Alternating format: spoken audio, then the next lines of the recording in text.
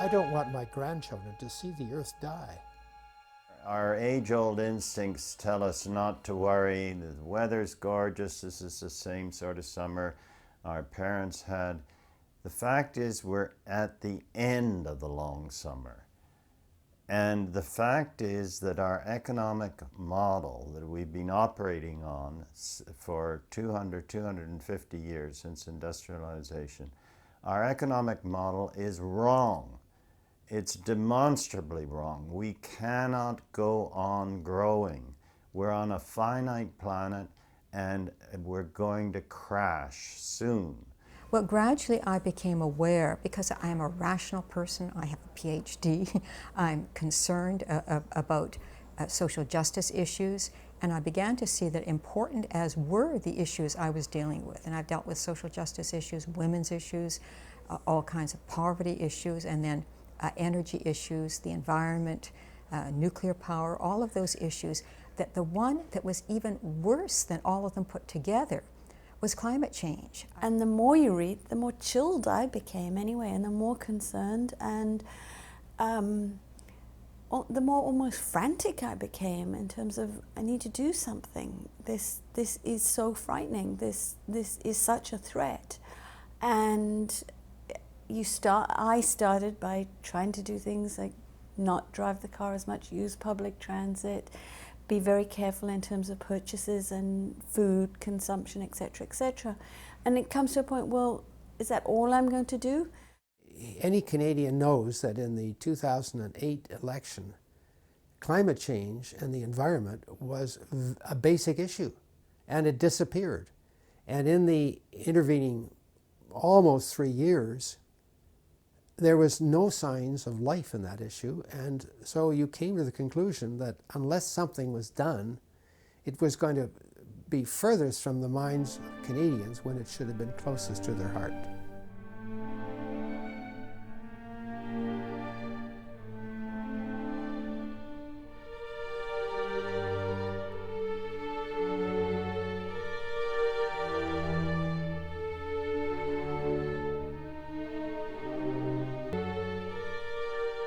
So we shouldn't be saying to politicians, be virtuous, get out there in front of everybody else.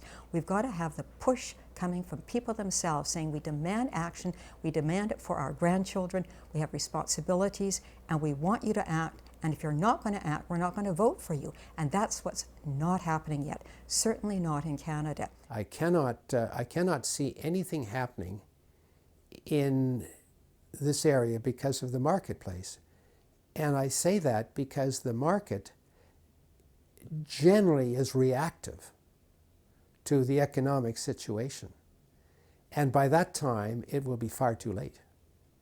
We need action well in advance of the crisis that will come about. But it's only the crisis that will drive the market.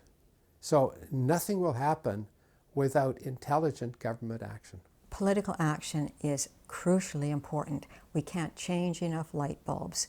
We can't hop on a bus and leave the car behind enough times to make a difference.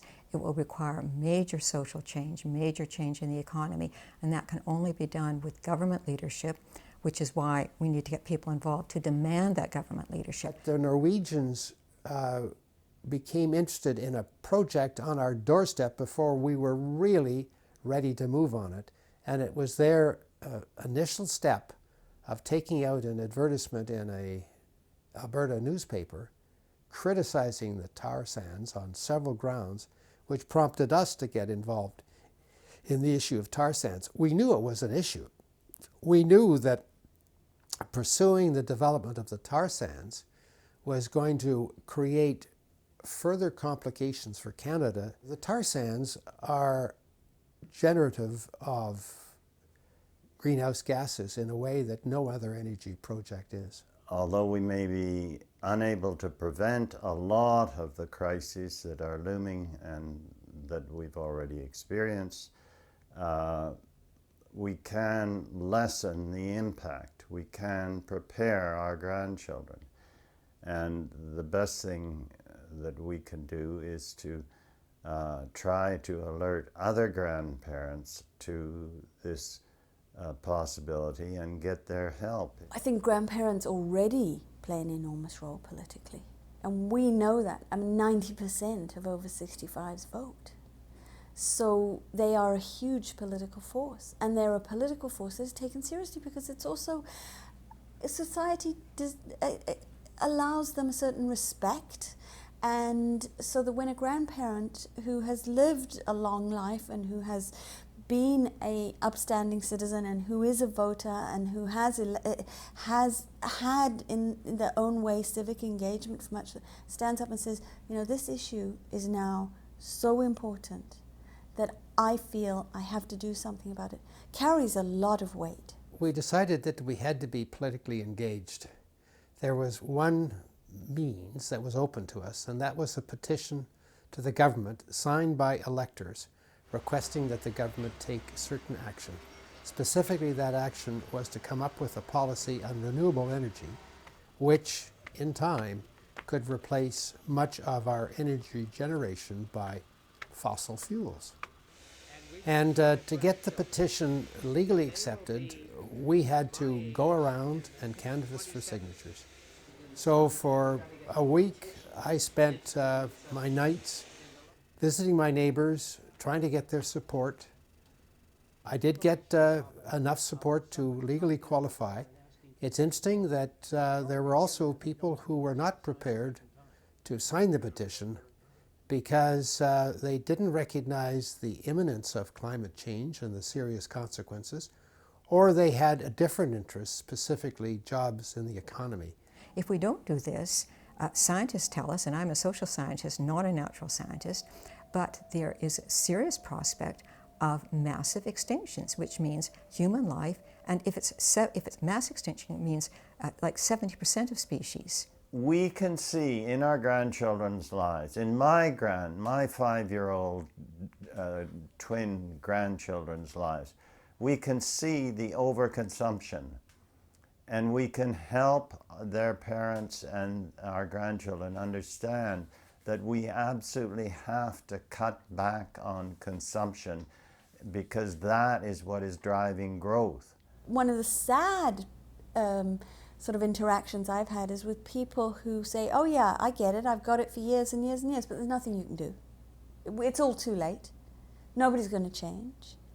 And I'm very much of the philosophy of the journey of 1,000 miles starts with the first step, and we've got to make the first step.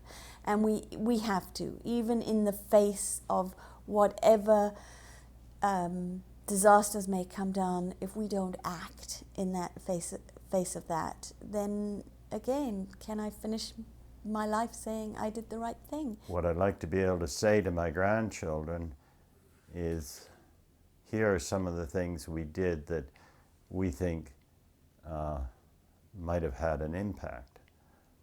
And these are sorts of things you can carry on doing yourselves. And there's a strong urge as well to protect. And I think that that's why when you meet people for our grandchildren, that I completely understand, given where I see in my day-to-day interactions with the grandparents, wanting to make sure everything's okay, caring, wanting to protect. That same thing when you suddenly realize, well, if the environment is going to be so difficult to live in, what legacy are we going to give our children?